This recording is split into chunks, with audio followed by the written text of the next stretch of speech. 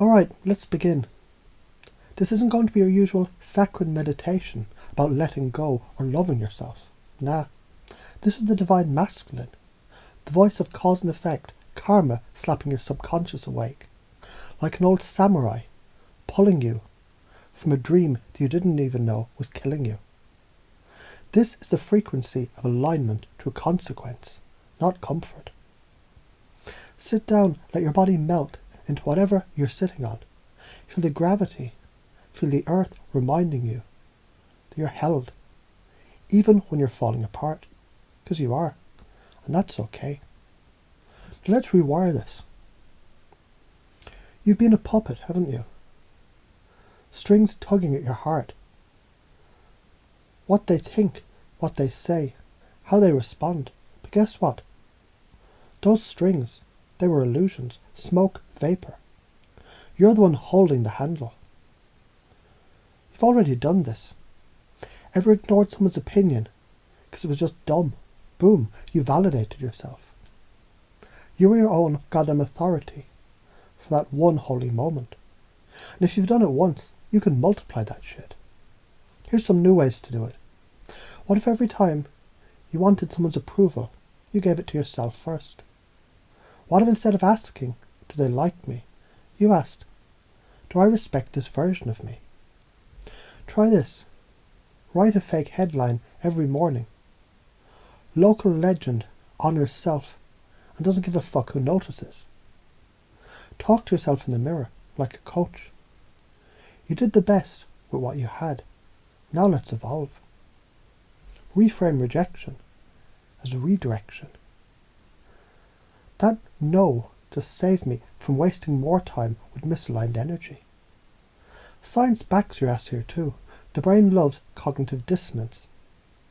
When your actions and beliefs clash, the brain tries to fix it. If you act like you validate yourself for long enough, the brain goes, oh shit, I guess we do now.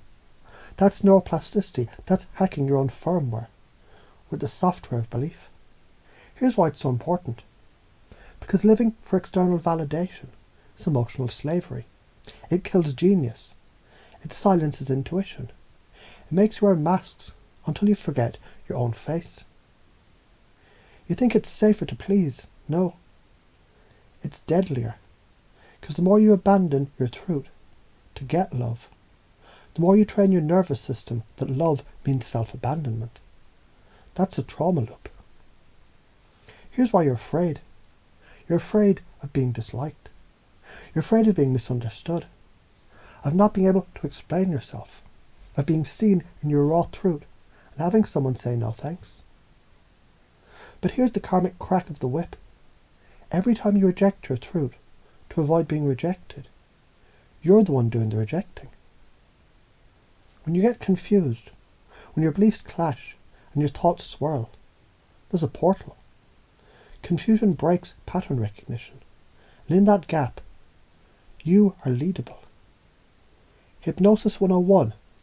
The moment an old pattern collapses, the subconscious opens like a drunk doorman to a new idea. That's when I walk in. Here's why you got stuck. Let's call it what it is, conditioning. Childhood shame.